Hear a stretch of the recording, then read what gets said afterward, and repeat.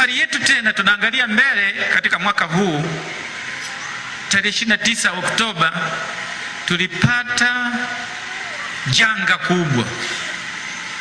Tarehe 29 Oktoba wengi waliuawa, wengi walipoteza maisha siku hiyo. 29, 30, 31 mpaka tarehe 1 tukawa kwenye lockdown. Na tukiwa katika lockdown, tunakumbuka wakati wa COVID-19 hatukuwa kwenye lockdown, tulikuwa tunaendelea na shughuli zetu. Ndio mara ya kwanza kusema lockdown iko hivi. Kizubao ukikaa ndani unaweza kukutana na mwenzako akasema hivi, huyu ni nani? Ni binadamu au ni nani? Unashangaa kusema lockdown. Si kawaida katika taifa letu kuingia kwenye swala kama hilo. Kila mmoja alishangaa, kila mmoja alidua, na tukajua kabisa tumemkosea Mungu.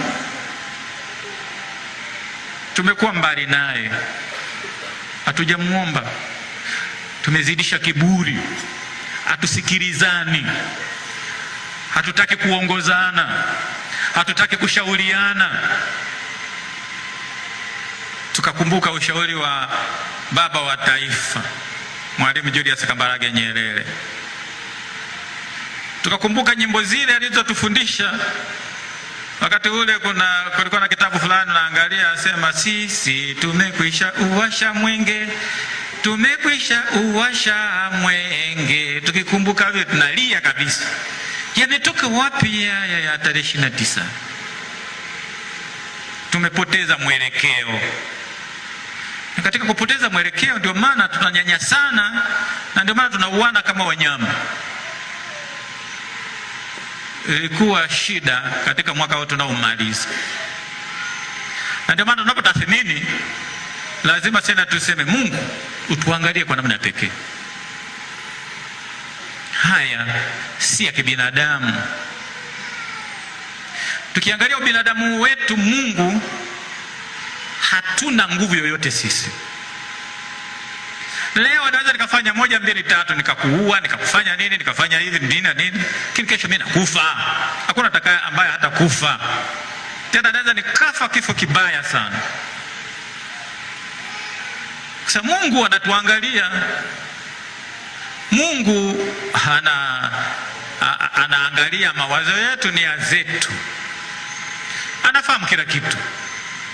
Tunavyokaa, tunavyosimama, tunavyotembea. Hilo lilikuwa janga. Hilo lilitutoa machozi katika mwaka unaopita. Na hilo kila mara nasema Mungu, tunaomba uwe nasi. Ndio maana tunapoliangalia somo la kwanza bado linatukumbusha. Solomon anaomba pamoja na kusema asante Mungu kwa kutupa amani. Pengine sisi tulikosea kwamba tumepewa amani, tumesahau kwamba vile vile sasa kila kitu hakipo sehemu yake. Kusema kila kitu kiko sehemu yake, maana yake haki zinatendeka, heshima kwa mtu, kusikilizwa mtu, uhuru wa maoni, uweza kuongea katika hilo, kusaidiana, vile vile kushauriana, kusikiliza ushauri ili tusonge mbele. Pengine Mungu tulisema toka Mungu kwa kiburi chetu na majivuno tulio nayo, na ndio maana yakatupata haya. Na ndio maana Solomoni anaomba Mungu ukae na taifa letu, usituache. Ufanye kama ulivyofanya toka mwanzo. Ufanye kama tulivyokuwa. Tuweze kuendelea kuwa na amani. Na tuweze kuishi kama ndugu. Tuweze kusaidiana.